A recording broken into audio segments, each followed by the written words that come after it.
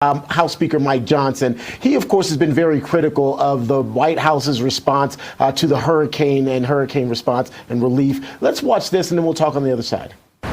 Well, I would just tell you at the federal level, this has been a massive failure. And you could just ask the people there on the ground. I have been there. I was in Georgia. I was in Florida where Hurricane Helene made landfall. They're on the coast. And then we'll be going to the hardest hit parts of North Carolina on Wednesday of this week.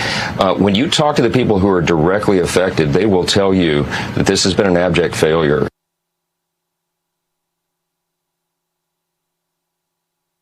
Johnson actually made a good point later on in that interview as well, basically saying that FEMA has really gotten away from its core mission. You heard him say it's an abject failure, and I think it would be difficult for anyone to describe it otherwise. Yeah, listen, there are tens of thousands, hundreds of thousands of victims who feel they've been underserved by this administration. We're 2 weeks after the hurricane, people still not getting all the relief they want, and people are rightfully frustrated to say, all right, FEMA's supposed to take care of us Americans during disaster, and we now know that FEMA's out there helping illegal migrants resettle in the country, giving out hundreds of millions of dollars.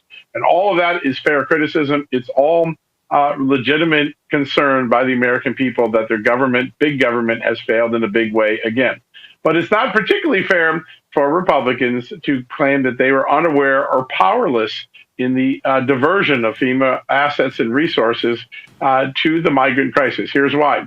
In March of this year, on that man's watch you just showed, Mike Johnson, they approved the funding that allowed FEMA to get into the migrant business. Now, the authority to get that done, giving the agency permission to start working on the migrant crisis, occurred under the last Democratic Congress in 2022.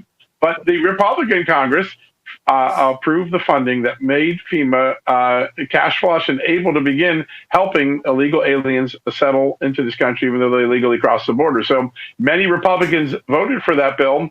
Many of the Republicans I talked to yesterday were unaware that provision was in the bill. Once again, reaffirming why so many people don't like temporary CRs and omnibuses instead of the normal budget process, because nobody seems to know what it is in spending that they're approving. And I think this is a really strong case example.